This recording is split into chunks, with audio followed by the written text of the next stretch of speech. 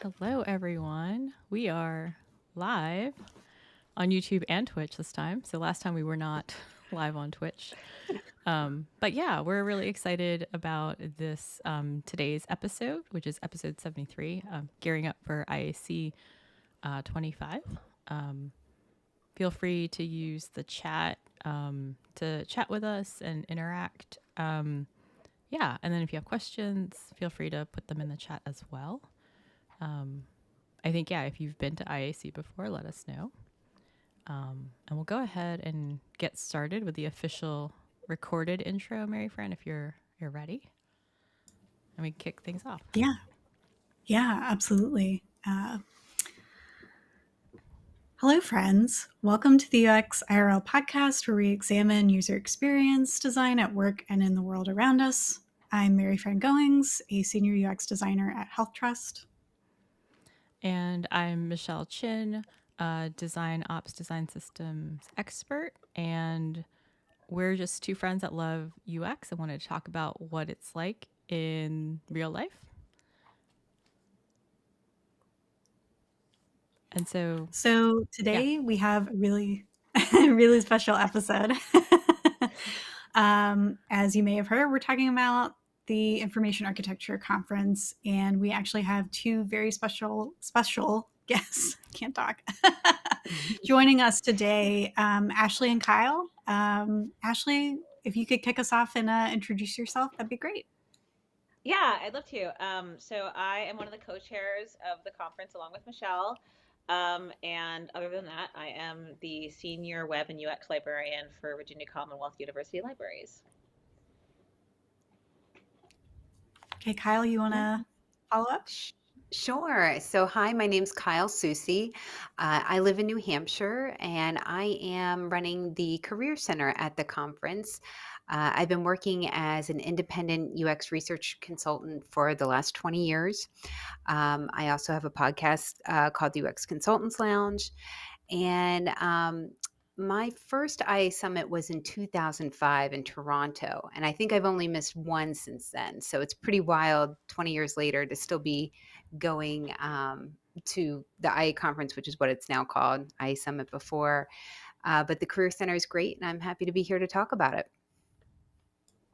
Awesome. Well, we're so happy to have you both with us. I'm very sad that I'm not going to be there. Wasn't in the cards for me this year, but I'm really excited to hear more about it today. So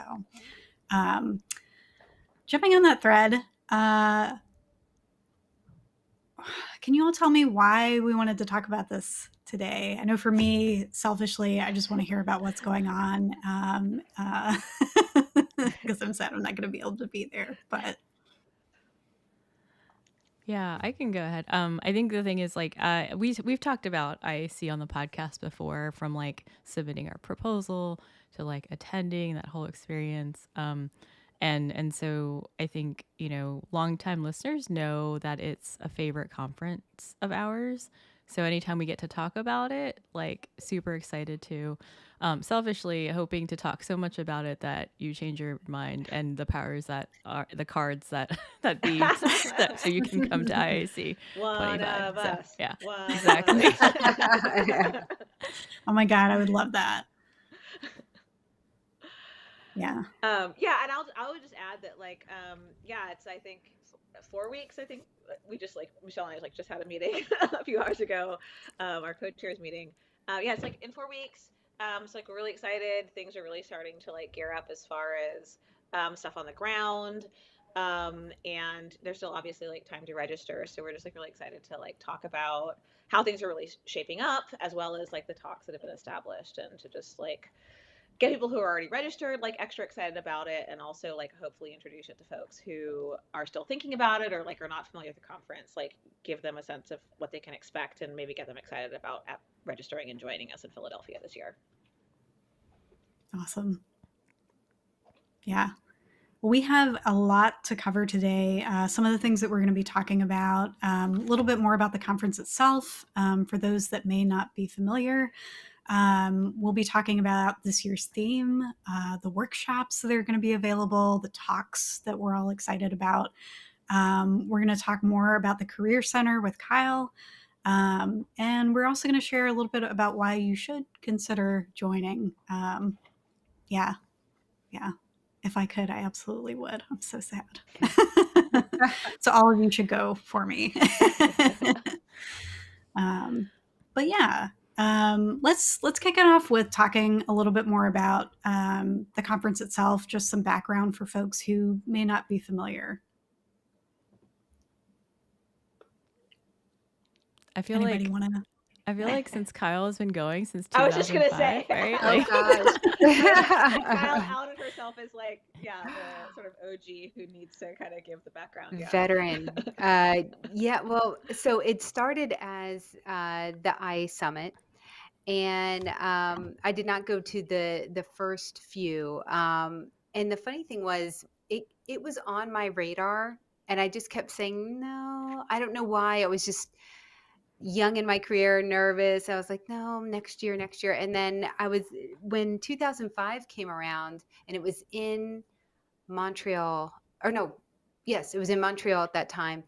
I remember I was going to pass on it again, and my mother actually said, "Why? You have to go to this." She read it, and she's like, "This is so up your alley." And I'm like, "I don't know." And she just nudged me, and I went, and it was so great. And there's something about this conference that's very different, and it's hard to put into words. I'm going to do my best, but the community aspect is very unique. I've gone to a lot of different conferences, in my career, and nothing quite captures that feeling that I have at the IA conference. It is, it is an information architecture conference, but you see so many different types of talks. I am a user researcher. That's what I do. I do not necessarily consider myself an information architect, and yet I come back year after year because there is something for me here. There is a lot of different just cross-disciplinary talks. You've got content strategy, you do have research, there's UX writing, there's all certain things that really fall under this umbrella. But really, it's the people that make IAC what it is, first and foremost. And I think that you would be hard pressed to find a more welcoming and supportive community. If you've ever been a first timer at IAC, you know that the conference takes really special care and making sure that you feel welcome and that you don't feel like an outsider, which is rare. And I know I'm not the first person to say this, but it's the kind of conference where it's, you start off with handshakes and you end with hugs, which can sound, I guess, kind of trite, but it's just so true. Everybody's hugging at this conference, and people are usually surprised by it. They're like, wow, you guys are really huggy. And it's kind of how it is. Everybody's just very friendly. The content, of course, is great. And I always find value in it. Again, even though I don't necessarily consider myself living in, taxonomy world all the time, there's still a lot there for me as well. So I just think the social aspect is really great.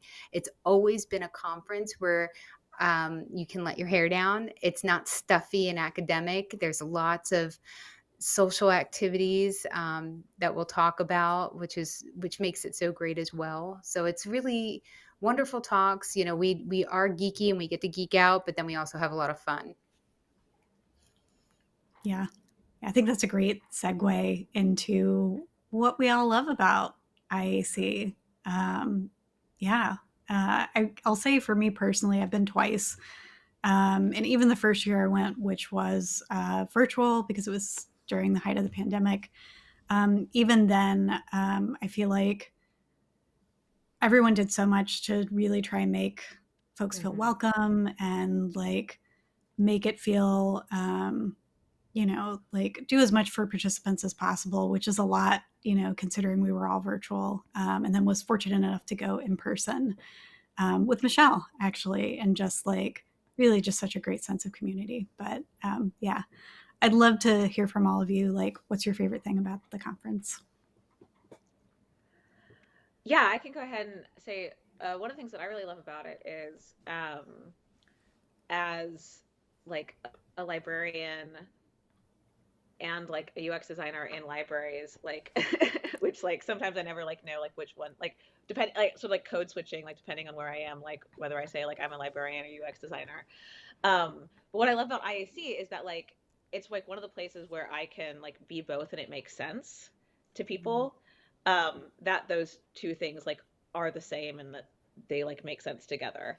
And it was one of the first places where I felt community outside of libraries and like saw myself in this like larger context, where like I was like part of a particular context of like UX design in libraries and like academic libraries specifically, but like my library background was like intimately and like almost like inherently like part of the IA world, and then like that was a part of like my context as a UX designer, particularly like coming through libraries into this work, and then also seeing myself like all the intersections with my work into like civic tech, private tech, like, and to be able to like learn from those spaces as well, like in what I was doing. So like it was one of the first places where I saw what I did in this like larger context outside of libraries, and also saw like where I could bring the value of that context from academic libraries and that like public service context like into a world where it would like have a greater impact, by talking to people in the private sector and like in other places, like so that's like one of the first things that like really like grabbed me about IAC was like all these people from like different sectors doing similar work and being able to like find common ground and like talk about like bigger issues together and like see how our different contexts like could inform each other and like help each other in different ways, and like also how we're all kind of like grappling with a lot of the same things, like so that yeah, that's also like I personally like really love about IAC, is to be able to like see myself in this larger world and to be able to see how like the particular context that I have like can hopefully kind of like help shape this larger world as well of like information, architecture, technology design, systems design, web and UX design, etc. Yeah, for sure. Is really such a great mix of disciplines that come in. I love that.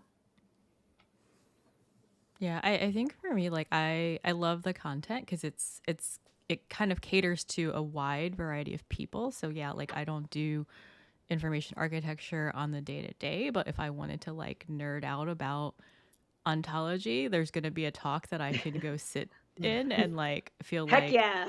yeah, like my brain's Yeah. gonna Just go explode like and I'm just like this is glasses such a up, yeah. yeah, great feeling. Yeah. But yeah, I think, kind of to what Kyle said, like it's the people and like the experience you have. Cause I see some of the same people at different conferences, but the vibe is so different. And, Mm-hmm. I think, I don't know if it was because like the welcoming the first timers experience was really great. My friend had told me about the IA summit. I think we were both in Maryland at the time and it was in Baltimore, and we like totally didn't think of going, and he was like, oh, we should have gone, and he said he went 1 year and he's just like, it's crazy, like this is like these are our people, because I guess they were all waiting for like an elevator and people were like do like kind of figuring out the UX of how the UX of the elevator could have been better, and he's like, We're Yeah. yes, always tearing apart the yeah, elevator. Yeah. Yeah. this is like these are our people. And I thought he was a little like nuts when he was explaining. I was like, okay, whatever. um and then yeah, for context, my friend, this is John, so like I was like, okay, John's like a little out there. But then I Summit was coming to San Diego and I was trying to relocate to San Diego, and I was like, oh, I have to go. And yeah, he was just like, let me put you in touch with someone I met at IA Summit like before he's gonna be in San Diego. And it was just like all of a sudden I was like connecting with people. I went to like the first timers orientation, which I didn't really know what to expect, but Abby Covert led the first timers orientation, and she was like, we're all introverts, and I was like, we are. And like it was like I was like, oh, maybe we are, and this is cool. And she like walked us over to like the welcome reception, and it just was like nice to like feel like very welcome. I went to like the first timers dinner, which was really cool. I got to meet some friends that like I still keep in touch with, so like it's been like it's going to be 11 years. So it's kind of exciting to know that I'm still connected to a lot of people in ways that I never thought I would get from a conference, because I've been to other conferences and it's very transactional. You go, you sit and learn, take notes, and then go back to work, right? Probably never talk to those people again. But this is very different, and I think that's like one of the interesting and fun things about going to this conference is that you definitely have something to look forward to, even beyond the talks. For sure. Yeah. Like, oh, this is making me even more sad. I'm not going to be there. This whole episode is just about making Mary Fran feel bad. Yeah. Should just be called that. Yeah, IAC FOMO episode. Yeah. It's real. But I have to add to that, the format of the conference is interesting. Well, the traditions. So the one tradition that I think really sends us off at the end of the conference, really in a beautiful way that the conference really sticks with you, is this 5-minute madness tradition that we do, and I just love it. There's mixed feelings. Some people don't love it so much. I do. It's an open mic situation where we do a closing and then the mic is open. Anybody who wants to talk, limited to 5 minutes. You can just speak your heart out. What spoke to you at the conference? What annoyed you? Anything you want. Some people break out in songs. Some people break out in tears. It could be anything, and it's so amazing. I'm always just so touched by it.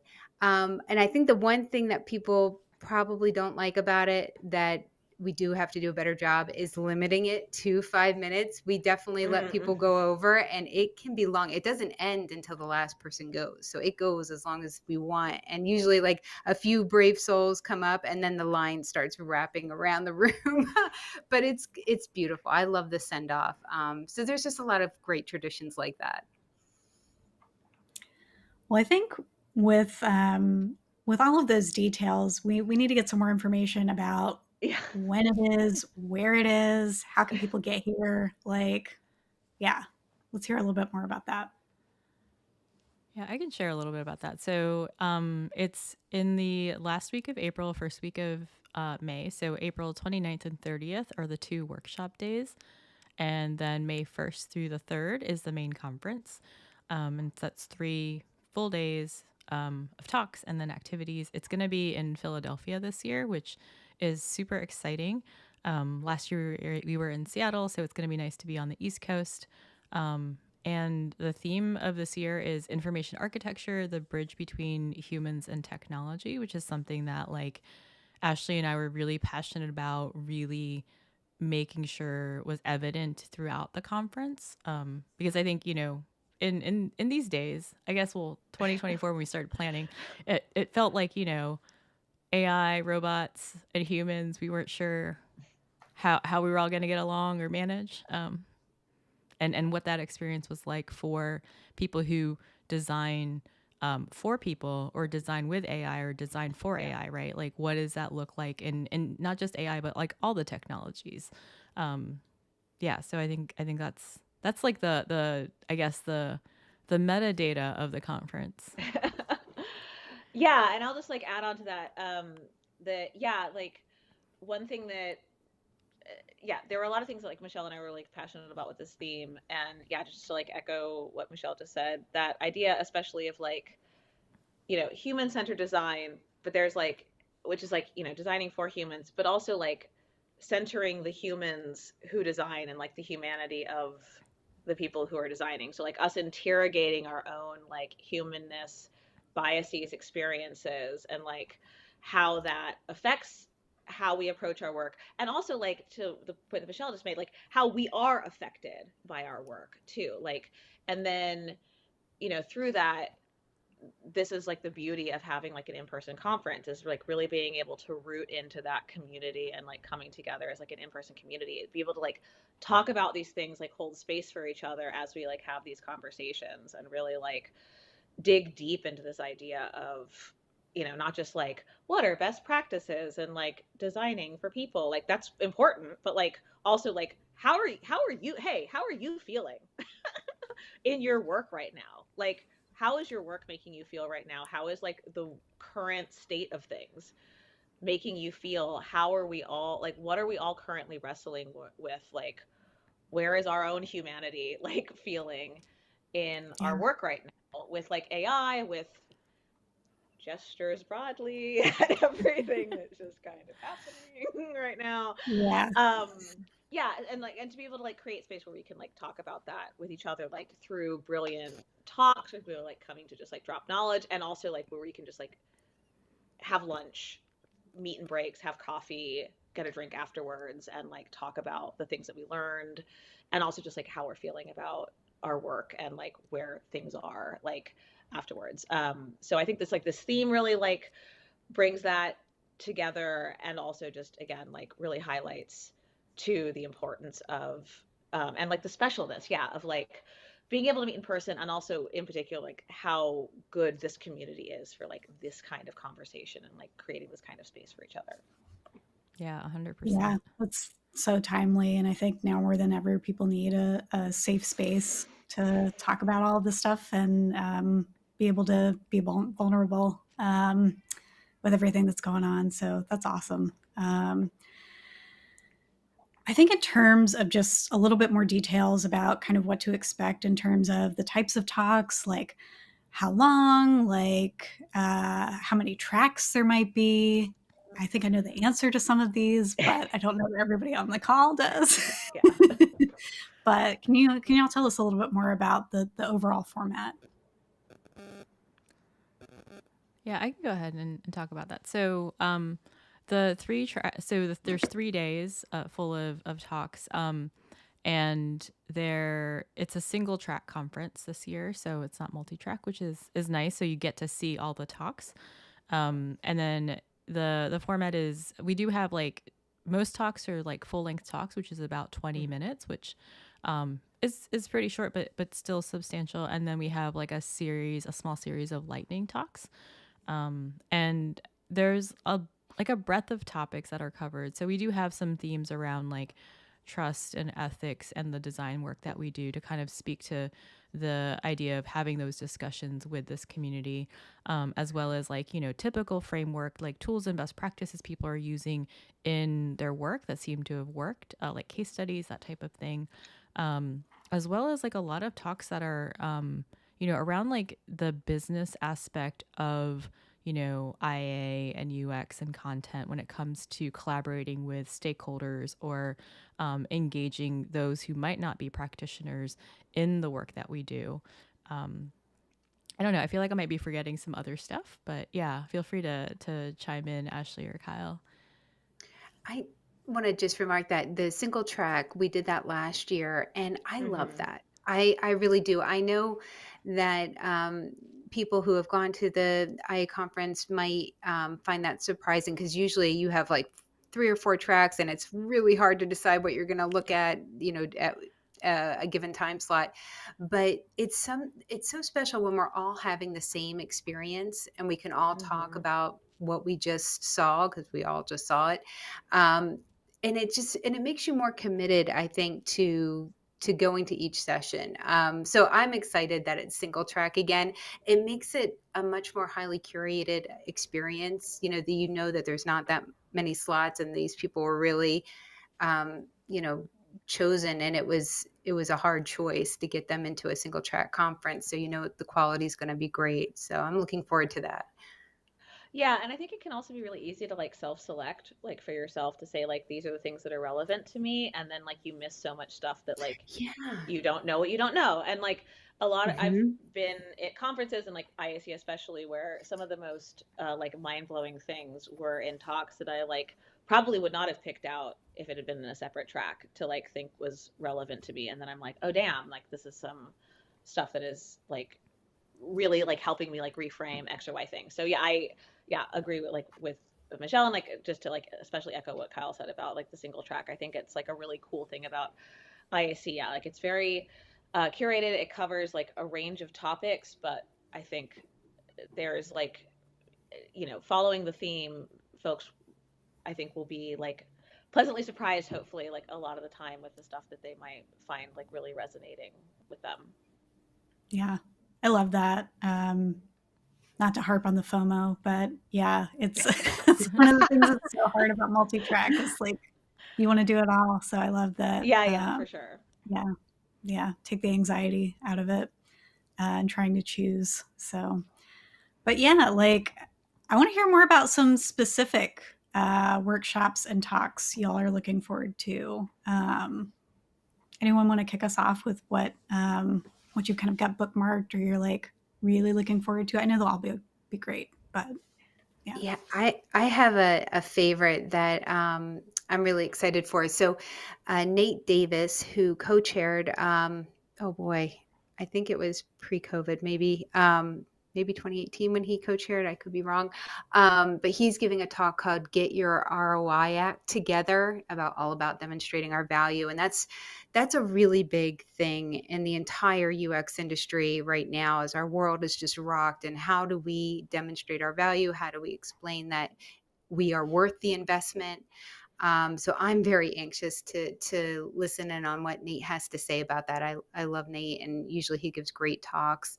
And I kind of have a laundry list of just people that I love to hear from. So Jeff Eaton and Karen McGrain, they're giving a talk called Content Observability. And if you've never seen them talk before, you do not want to miss it. Karen is just amazing. Jeff as well. They're always great speakers and very engaging. I think the closing keynote, though, I actually changed my flight to make sure that I do not miss that.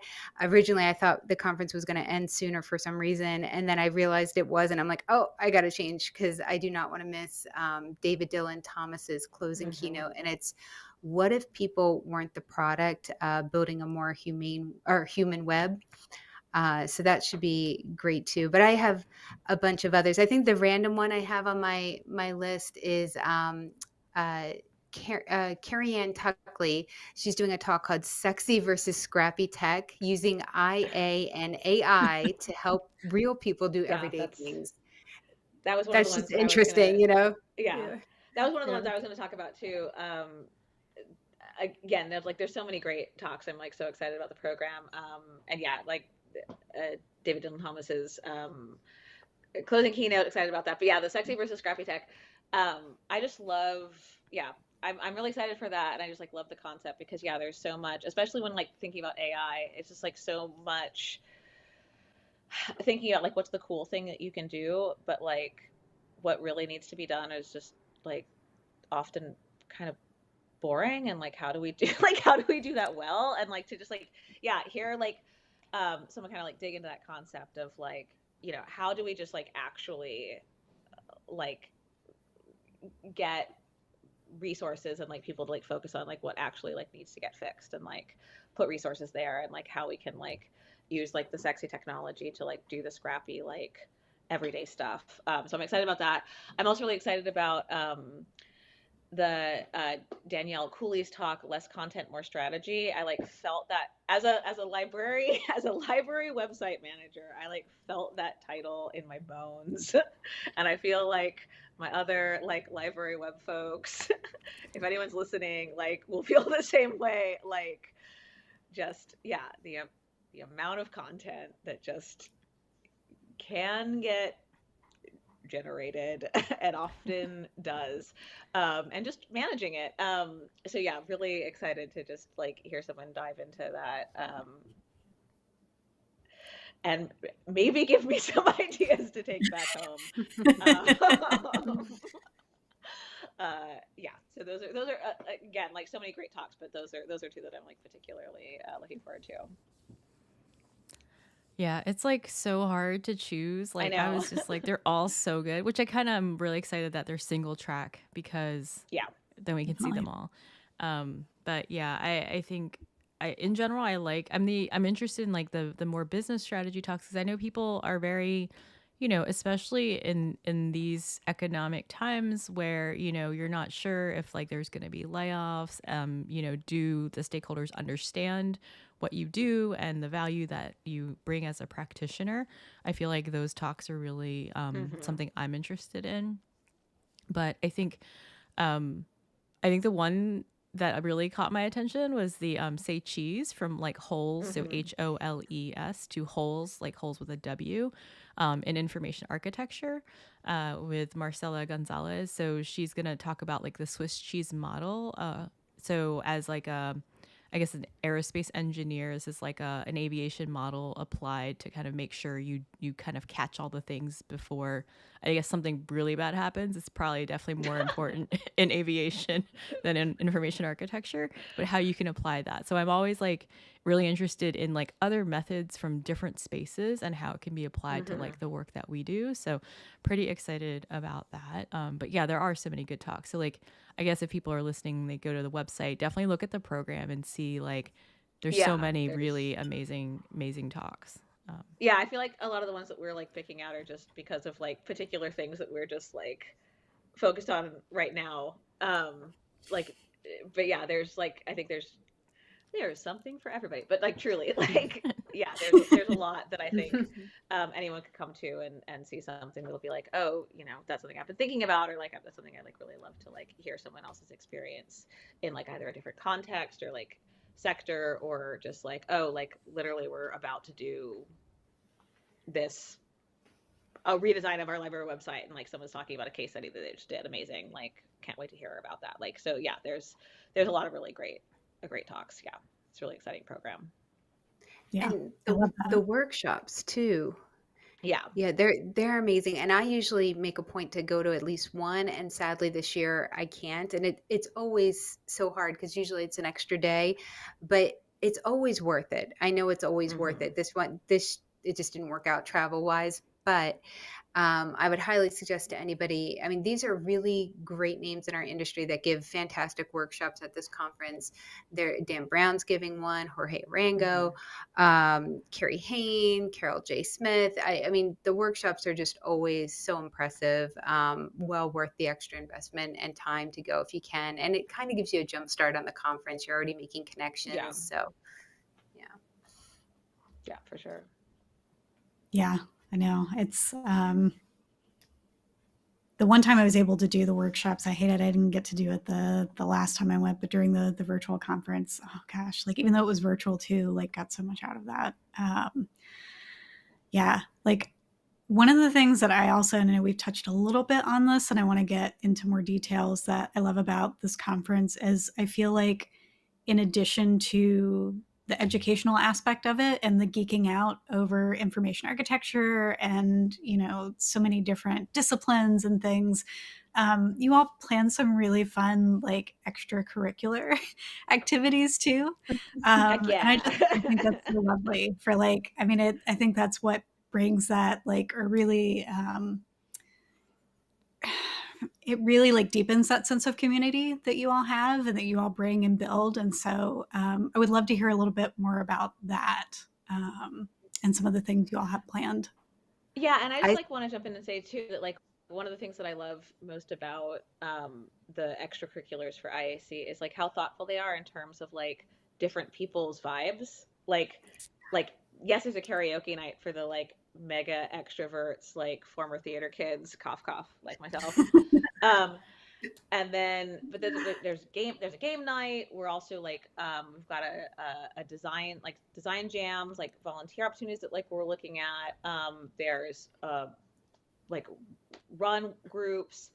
There's again like something for everybody, but like truly like it's not just about like there's I think there's really like gentle ways of like bringing folks, especially like new folks, into the community, like through some of these social events, because there's like a lot of different modes and a lot of different like vibes people can like plug into through that. So that's like another thing I really appreciate about the IAC. It's not just like party, and like if that's not your vibe, like then you feel left out. It's like absolutely not. There's like something for the folks who just like are super into games, something for folks who just like want to sit and have like a discuss, like get some lunch and like talk about like deep dive into a topic about IAC. Like there really is a bunch of different ways for people to like make connections and like plug in like sort of wherever they are, both like socially and in their career. So I think that's something like I really appreciate about the social aspects with IAC too.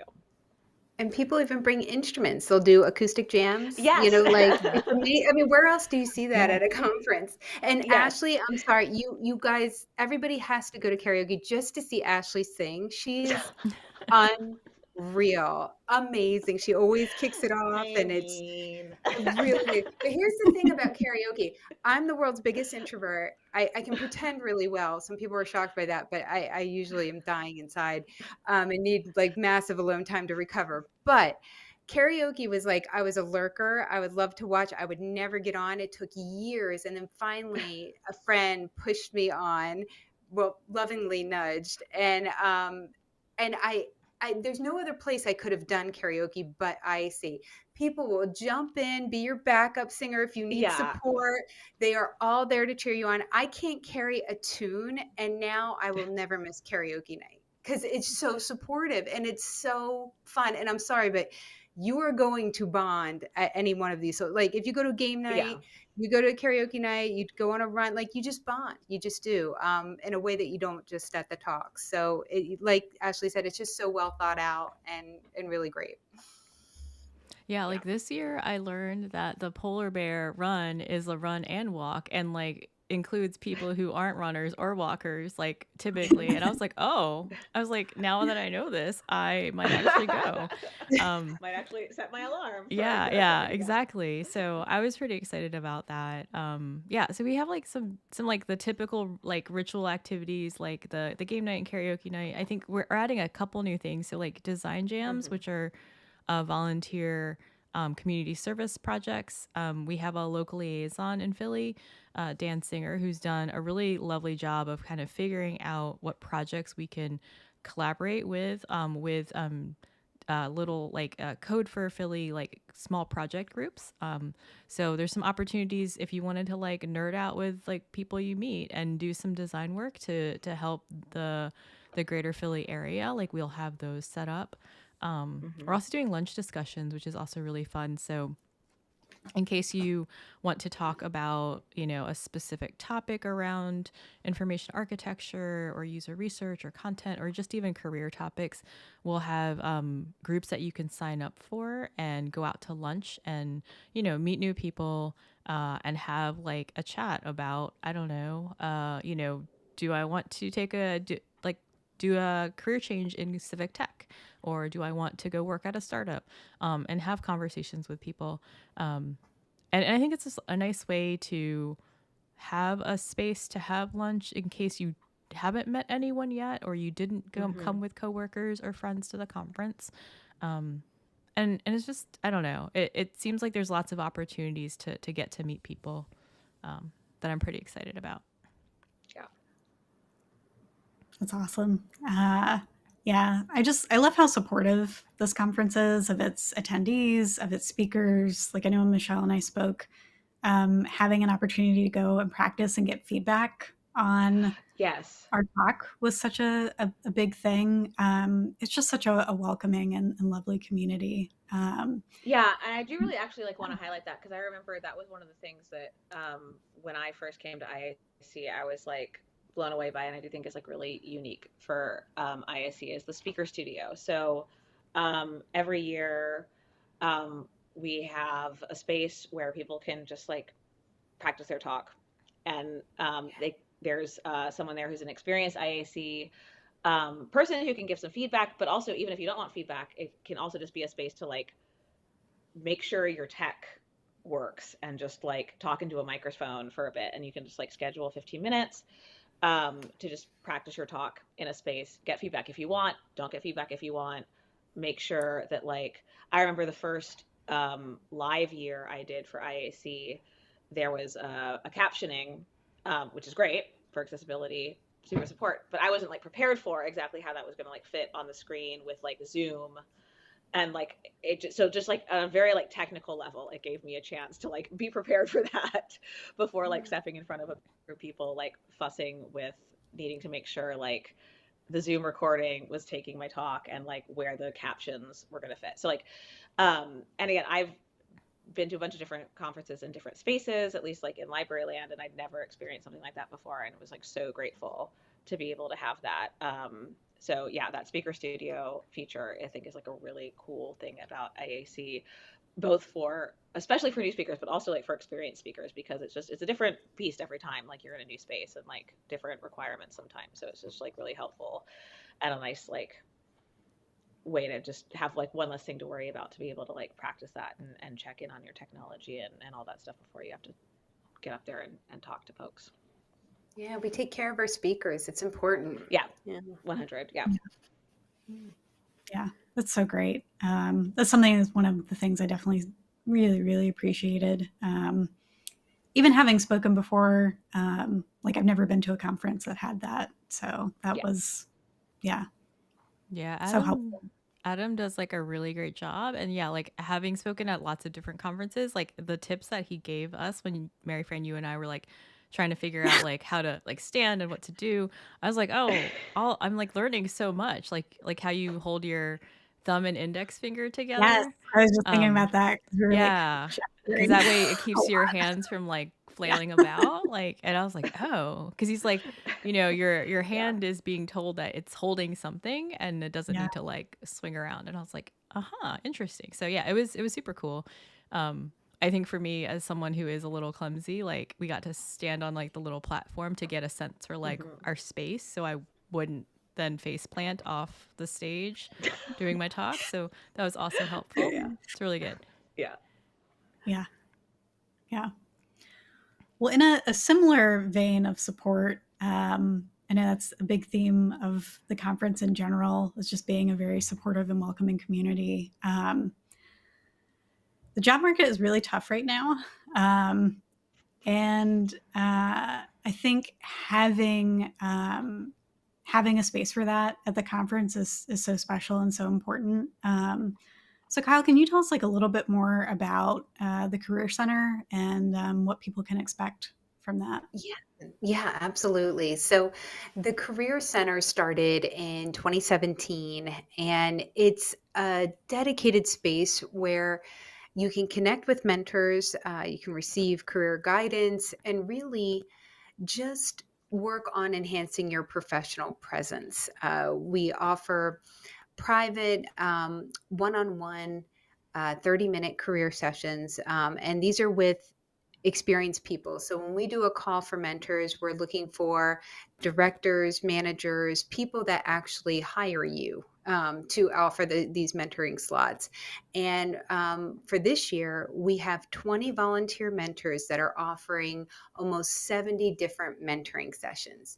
And these people are really amazing. I mean, we have Peter Morville, Peter Merholtz, Andy Fitzgerald, Noreen Weisel, Susan Mercer, Whitney Hess, Dan Brown. I mean, some amazing folks that are dedicating their time to just helping others in the community. And I'm always so grateful that they're willing to do this. And the way the Career Center works, because it's single track this year, and we have break periods. We have a morning break, an afternoon break, and we have time before the social activities start and dinners start later.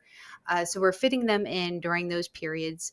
And amazingly, I know it sounds crazy, but it actually works out well. And it's first come, first serve for attendees. So we will open up the registration for one-on-one mentoring about usually 2 weeks before the conference starts, a week and a half, and it books up pretty quick. It's pretty rare that we have slots open by the time it starts. Sometimes it happens, but usually they fill up, and I highly suggest everybody take advantage of it. We also have a headshot photographer, so it's a great opportunity to come, and everybody needs one. Nowadays, you have to on your resume, your website, your portfolio, just a picture of yourself. So it's great to just be able to have that as a takeaway too from the conference. There's always opportunities for group mentoring. Usually people, once they meet with a mentor, they usually continue chatting throughout the conference and other people join in. So getting peer mentorship just kind of happens naturally, I think, at this conference also. Hmm. That's great. Is there anything? I mean, I'm sure you send out more details about this, but people should like expect to bring if they're gonna, have one of these review sessions or. Um, That's a Yeah, that's a great question. So, what will happen after you sign up? you can have an opportunity to, like, if you want a mentor to review a website, let's say of yours prior to your session, there is an opportunity to send them that information. But you also don't have to. You can just, your problem of the week. If you wanted to just bounce an idea off of one of these mentors, or say, this is the issue, the challenge I have right now, just want to get your feedback on it. Some people use it for that, and it's not even about their resume or portfolio. So just to get advice. That's great. Yeah, I love that. I know there are a couple of other things too. Like, I know there's going to be a special career talk with Jared Spool. Can we hear a little bit more about that?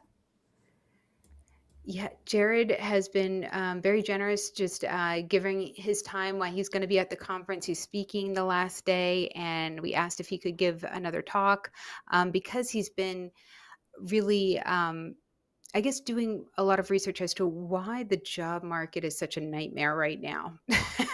And he's got some theories, some interesting things to share. He's written a lot about it, and he's been vocal on different socials about it. So I think it's wonderful. He's going to do a lunchtime talk, and we're figuring out the details of that. But anybody who wants to, you don't have to pre-register. We'll be able to drop in and listen. And I'm sure we're all really anxious to hear what he has to say there. Yeah, me too. Even though I won't be there, I'll try and get the lowdown from Michelle. Yeah, I'll take some good notes. I'll take some sketch notes. Yeah. Yeah, and I think the other thing is like, there has been a lot of uncertainty in 2025, especially in like the federal, like government space. Even if you're not a federal employee, but like maybe you are working for a contractor that works with the federal government, we are offering an aid for federal workers scholarship, which covers your travel expenses plus your ticket to go to IAC this year, and Design for Context is sponsoring that, and which was really generous of them, and we're really excited to have it because I think that's the thing is like it can be hard to decide whether you want to if you can go to a conference or not when you aren't sure about like your finances and you're unemployed. So we want to make sure that people have the opportunity to attend. Because I think, as we've been talking about how special this community is, I think it's one of these things where, especially now, if you're hitting, some hurdles in life right now, it's probably a really good time to come hang out and recharge and rejuvenate with this community, as well as like, find some potential other opportunities for the future, right? Yeah. So that's such a wonderful thing. Yeah. Oh, yeah. That was just saying that's great. Yeah, the scholarships. There's also just like discounts for folks who are like currently unemployed too. So like as far as like an investment goes, in like it's a difficult thing to like decide to spend money on this sort of thing. Like if you're not currently employed, but again, I think because of like a lot of the opportunities that this conference like consciously makes to make it like a good investment for folks, both like affordable and also to like give you a lot of like return on investment with like the content and the connections you're going to make. I think it's like a really, that's another thing I really appreciate about the conference. Yeah, it's like looking at other conferences that are like the same length or even shorter. Like they're quite expensive, and this one's much more affordable, which I think is what's really attractive as well. Just in general, it's like you're going to get great content, you're going to meet great people, and you didn't have to spend a ton of money on it, which is also a bonus. Yeah. Well, I think we've covered a lot of great reasons for why people should be coming to this conference. We've talked about the community, we've talked about the range of topics, how welcoming it is, the kind of support you provide, both in terms of, I think, career and speakers, and then financial too. Like this is so much more affordable.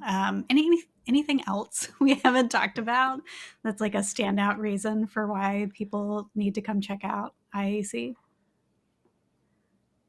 I think think I you. okay. Oh, Oh, go ahead.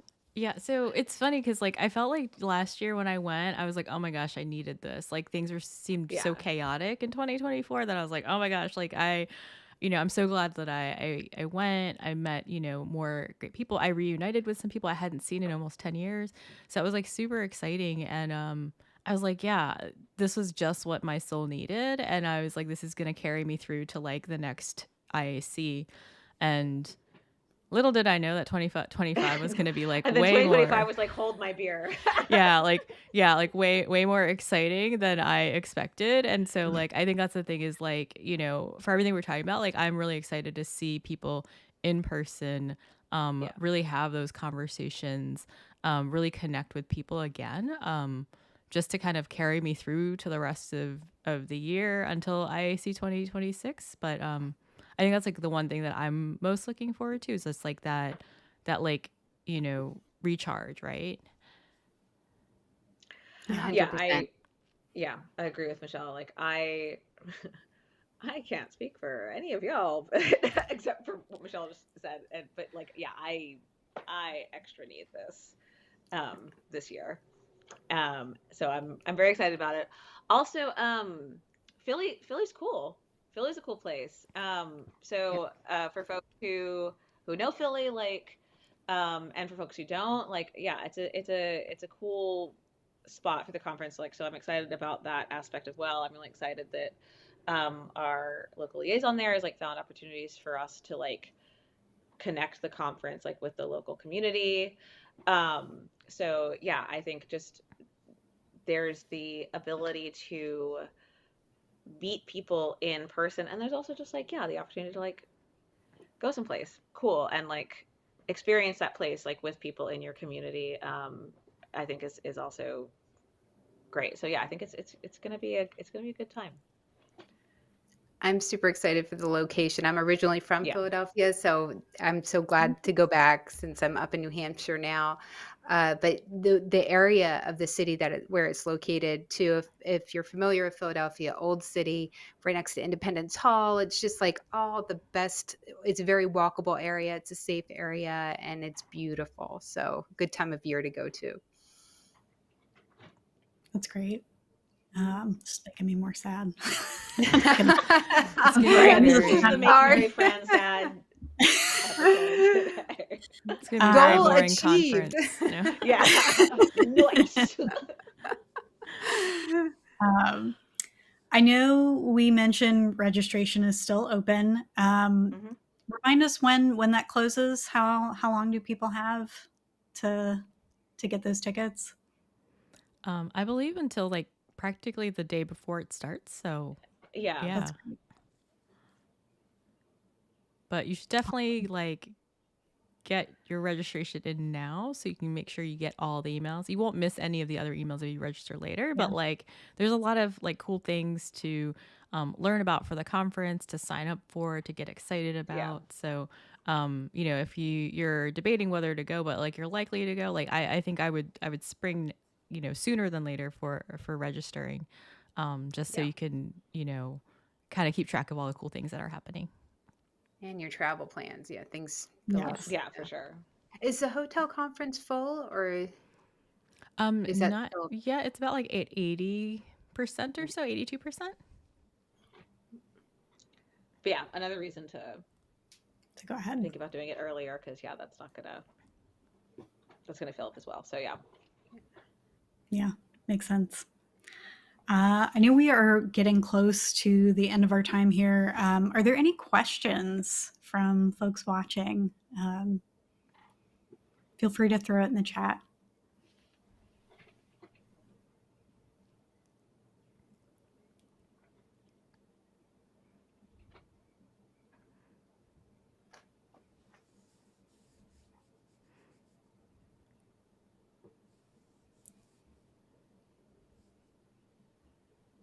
Oh, go what's the go-to karaoke song?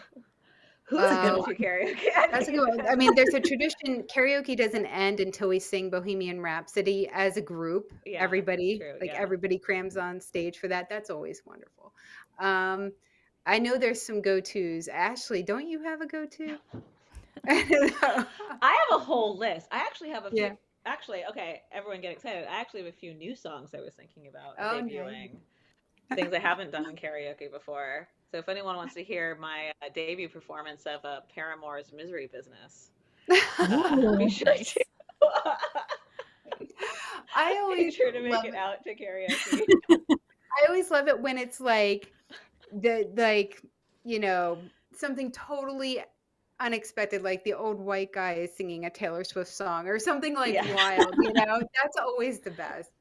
I will say, like, not to just like totally everything is good, but like I am biased towards karaoke because this is like the what, yeah.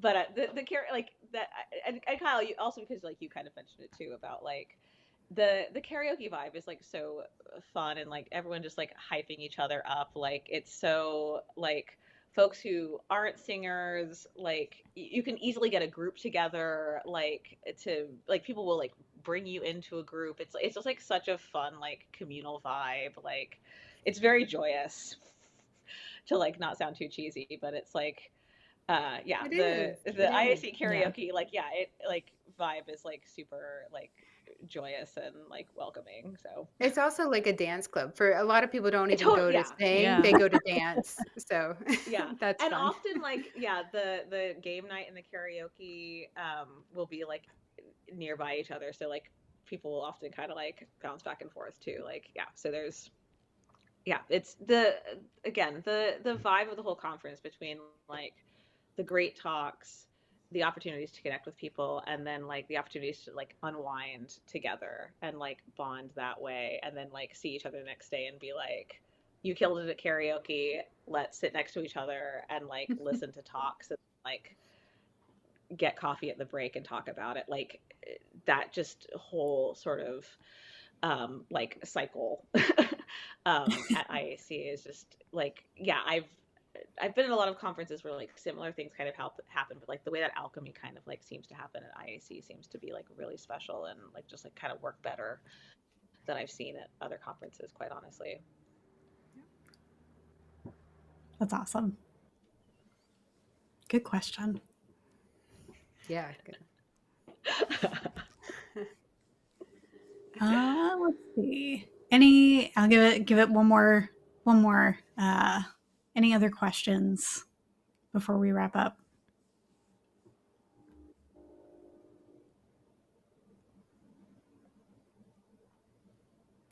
There's like a delay, so like Yeah. I have to wait for our Yeah. message to get out to the ether. Yeah. I was like, be patient. Ground control to be digital. Is that another go-to? Actually, That seems I to have not play. done that one at karaoke either. But that would be But a really that would be somebody a seems great to group do one. that one. Yeah. I was Yeah. gonna say yeah, that would be a great group one, or yeah, I feel like that's someone's song.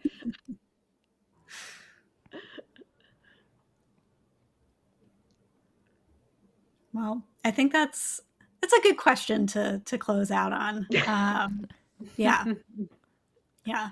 Michelle, do you want to do the outro for Yeah, sure. us? Well, hope you had fun listening to this episode about the IA conference. If you're looking for a great conference to go to, definitely consider this one. If we didn't convince you today, I don't know what will. You can find our show notes on our website, which is new, uxinreallife.com. We'll eventually be putting up all our older episodes there, and we'd love it if you could rate and review our podcast. It will help with the algorithm because we are playing this algorithm game. Yeah. Thanks, Yeah. everyone. It's great. Yeah. Thanks for having me. Yeah. Yeah, thanks so much for having us, y'all.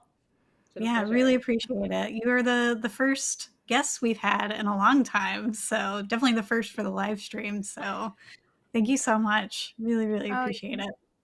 yeah, you're Yeah. welcome. And I hope we Yeah, get to of see course. you all in Philly and Yeah. Mary Yeah. and Hear that, Mary hopefully next Fran? year. I know next year. If I need more time off to be able to make it work. Heard. Yeah, heard. But yeah, next year.